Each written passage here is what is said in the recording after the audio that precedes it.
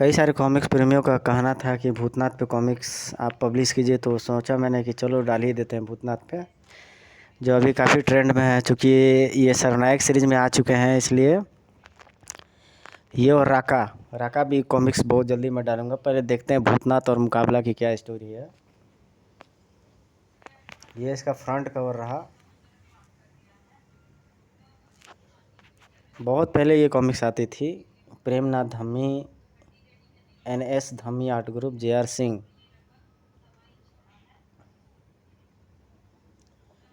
देश के सीमा प्रांत का यह कस्बा दुनिया के कुछ एक सुंदर एवं रमणीक स्थलों में से एक था,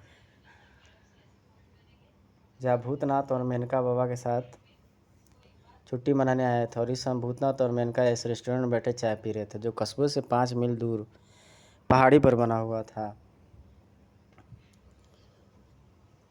लेकिन मेनका और भूतनाथ का विचार गलत था। तभी होटल के द्वार पर 2 लंबे चौड़े आदमी प्रकट हुए।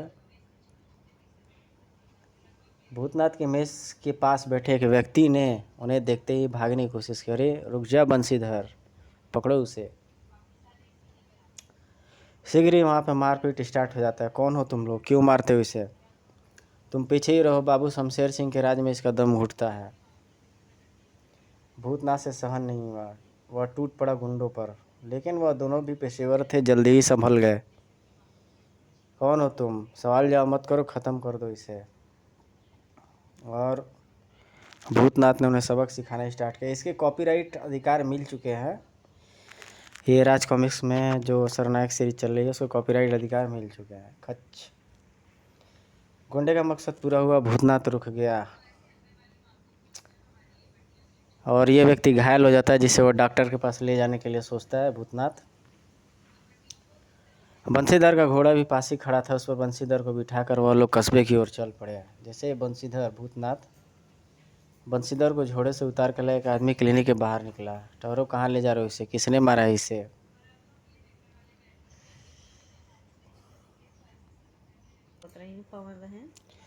और तुम फिक्र मत करो, अभी टीके भी लग जाएंगे और पट्टी भी हो जाएगी। दूसरे डॉक्टर ने भी शमशेर सिंह के नाम सुनते ही आंखें मूंद ली। सारी मामूली जख्म है, कहीं से है, ड्रेसिंग करवा लेना, मैं एक सीरियस पेशेंट देखने जा रहा हूँ। लेकिन डॉक्टर ने एक न सुनी और बैग लेने अंदर चला गया। तो बंसीधर बोला, बिल्कुल नहीं जाना है। इसका मतलब यह डॉक्टर लोग बहाने बना रहे हैं, इसने भी कहीं सीरियस पेशेंट देखने आए हैं। तो आओ हमारे साथ। पहले मेरी बात सुन लीजिए, मैं आपका बहुत शुक्रगुजार हूँ। यहाँ मेरा इलाज कोई नहीं करेगा, यह शमशेर से सभी डरते हैं। मेनका बंसीधर को साथ लेकर क्लिनिक के पीछे से उस कमरे में आई, जहाँ डॉक्टर बैग तैयार करने का बहाना कर रहा था। डॉक्टर ने एक पल के लिए ही कुछ सोचा, फिर वह बैग उठाकर चला गया। शर्मिंदा रह वह बंसी को ही पट्टी करने लगा। उधर शमशेर सिंह की हवेली में, हरामजादो, तो एक शहरी बाबू ने तुम्हें मारा और तुम दोनों वहाँ से भाग गए बंसीधर को वहाँ पे छोड़ के। वो बच गया हरामखोरो। अब वह बाबू उसे लेकर कहीं घूम रहा होगा और तुम अपने मुंह से कह रहे हो तुमने मेरा नाम लिया था। तुम्हारे लिए एक और अवसर है, सोच लो, या तो कल का सूरज बंसीधर और वह बाबू देखे, या तो तुम दोनों। सरकार, हम छोटे ठाकुर की मदद ले। जी सरकार। नहीं तो ठाकुर बहुत बुरा मान जाएगा। कुछ भी करो, मुझे कल सुबह तक तुम्हारे मरने की खबर मिलेगी, चाहिए दफ़ा हो जाओ। डॉक्टरों के पास देखो इन्हें। भूतनाथ और मेनका बंसीधर की पट्टी करके होटल वापस लौट रहे थे, जब जग्गू और हरिया ने उन्हें देखा। वह जा रहे हैं तीनों गुलजार होटल में, पता नहीं यह साथ में छोकरी कौन है, बड़ी फड़फड़ाहट फड़का फाट की चीज़ है। तो ऐसा कर, जाकर बड़े ठाकुर को लड़की के बारे में बता, बहुत नाराज़ है, खुश हो जाएंगे। और तू फ़ौरन जाकर जंगल में खबर कर दे, रात को यहाँ धावा होना चाहिए। इधर भूतनाथ और मेनका बंसीधर के साथ उस कमरे में गए जहाँ से वह लोग ठहरे हुए थे। बेटे, यहाँ से 20 मील दूर रामपुर गांव है। मैं बदकिस्मती से वहाँ का मुखिया हूँ। रामपुर गांव के ठाकुर शमशेर सिंह के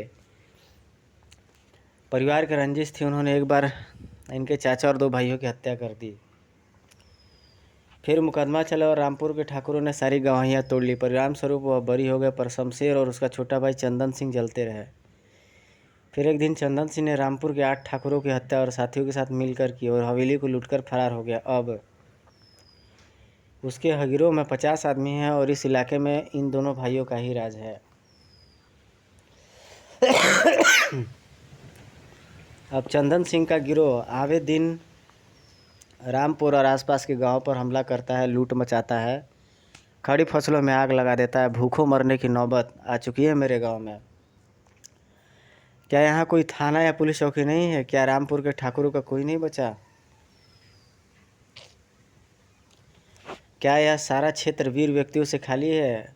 ऐसा होना तो नहीं चाहिए। मैं यहाँ 4 दिन के लिए आया हूँ और आज पहला दिन है। 3 दिन में मैं तुम्हारे लिए ऐसे व्यक्ति ढूंढ लूँगा जो तुम्हारे कारण डाकुओं से टक्कर ले सके। मैं छुट्टी मनाने आया हूँ, तो डाकुओं के चक्कर में नहीं पड़ना चाहता मैं। लेकिन भूतनाथ तटस्थ नहीं रह सका। उसी शाम मेनका और बाबा पहाड़ी पर घूमकर वापस आ रहे थे, तभी भागो बेटा डाकू लगते हैं।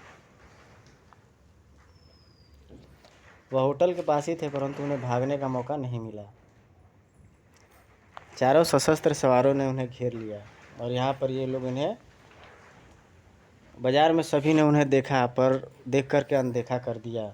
और ये लोग यहाँ पे खड़े होकर के, आप जाइए बाबा, उन्हें बताइए कि मैं कहाँ जा रही हूँ, संभल कर आना बेटे, किसी घोड़े पर जाऊँगी मैं, मेरे साथ बैठोगी तुम। अभी बात उनके मुंह में थी कि 10वें दल का क्लैक बेल्ट उपाधिकारी मेनका ने करिश्मा दिखाया। उसने डाकू के हाथ से बंदूक पलक झपकते ही छीन ली। वह झटके से जब संभला तो मेनका बंदूक उसकी छाती पर ताने खड़ी थी।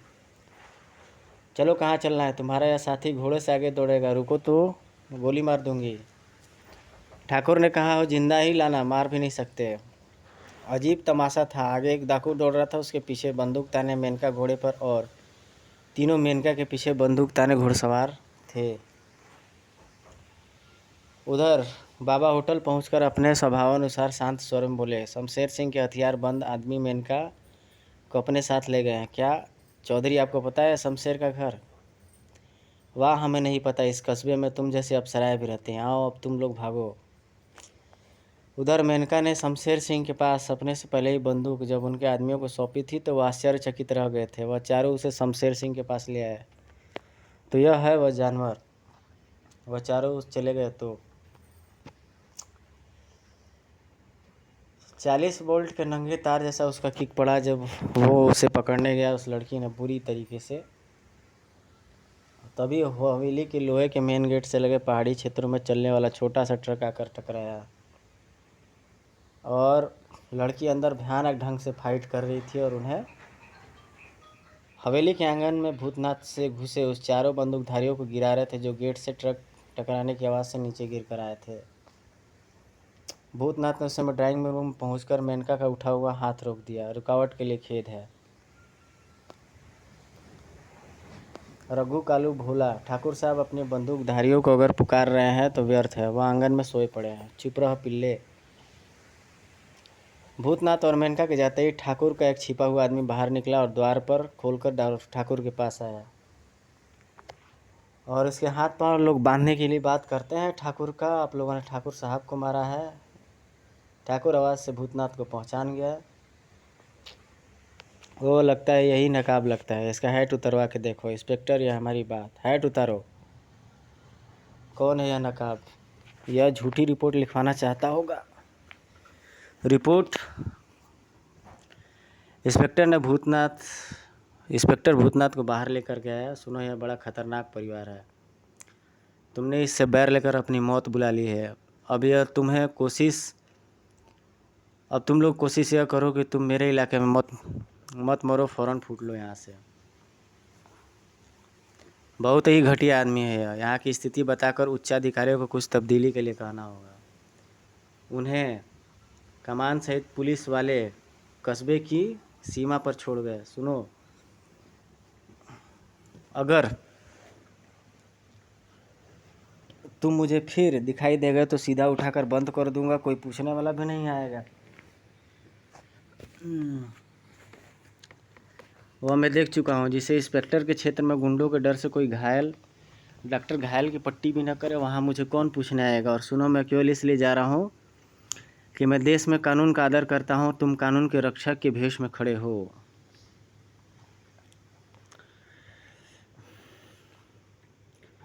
बंशीधर की योजना और प्रबंधानुसार सभी लोग चल पड़े। रात के किसी समय हरिया और जग्गू पहाड़ी के छोर पर घने जंगलों में छिपे चंदन सिंह के गिरोह में पहुंचे और चंदन सिंह को बताया, बोलो कुत्ते, क्या हुआ बड़े ठाकुर का? तड़ाक। कितने लाइसेंस हैं गांव में? नाश्ता समाप्त करके हम चलते हैं। पांचों बंदूक गांव के पहर पहर समय रहनी चाहिए जब तक मैं और कोई प्रबंध नहीं होता। 5 हैं। मैं बताऊंगा तुम्हें उन 4-5 बंदूकों से उनका सामना कैसे करना है।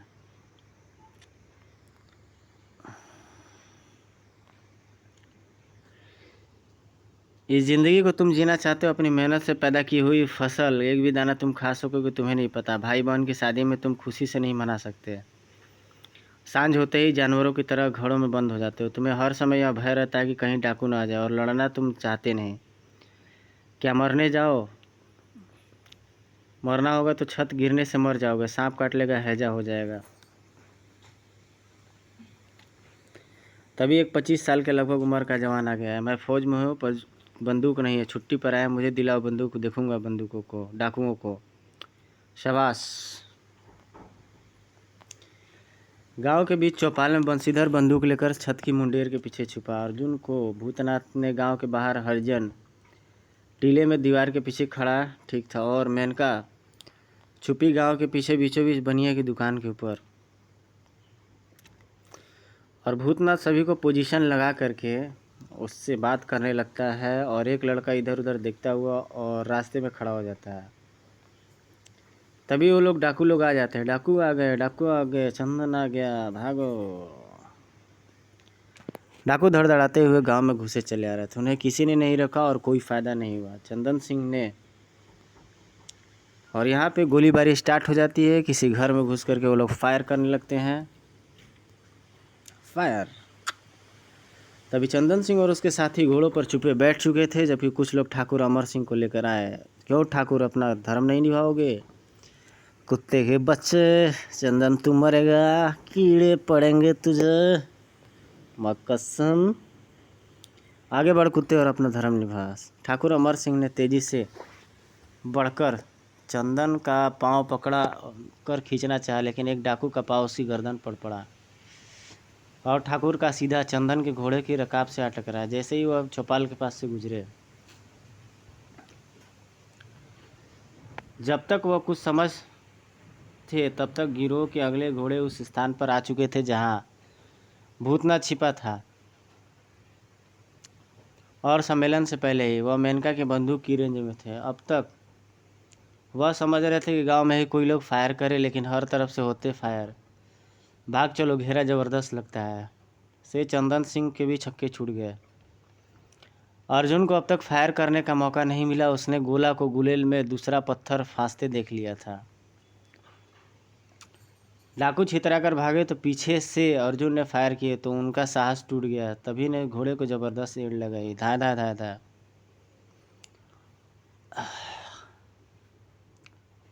सभी अपने छिपने के स्थानों से बाहर निकले। मृतक पर घायलों को ले जाकर इकट्ठा किया गया। ये 4 तो मर गए और 3 घायल, इनमें से एक भी नहीं बचेगा। फेफड़े के पास गोली लगी है। जब से चंदन सिंह का गिरोह बना है, यह उसका सबसे बड़ा नुकसान है। वह चुप नहीं बैठेगा। खैर, पहली कोशिश में ही डॉक्टरों को जितना नुकसान हुआ बहुत है।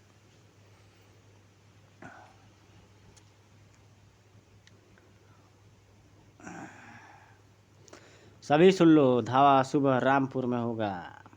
बंशीधर रामपुर वाला, जो भी होगा देखा जाएगा। अब से हम भी तुम्हारे साथ हैं।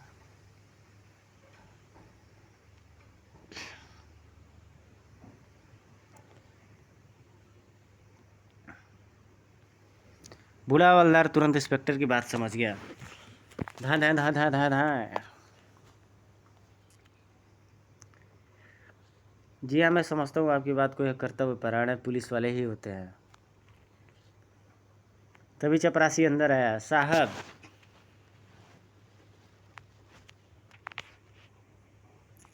चलिए दोस्तों, अभी आज की वीडियो में इतना ही। डाटा मेरा ख़त्म होने वाला है, इसके बाद की स्टोरी मैं कभी और अपलोड कर दूंगा।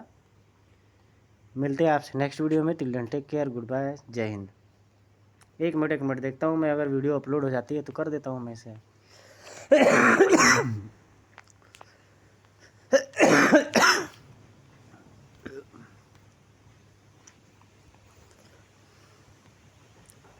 कुछ कुछ शोले की तरह सी कहानी है, शायद उस समय निकलता होगा शोले वोले।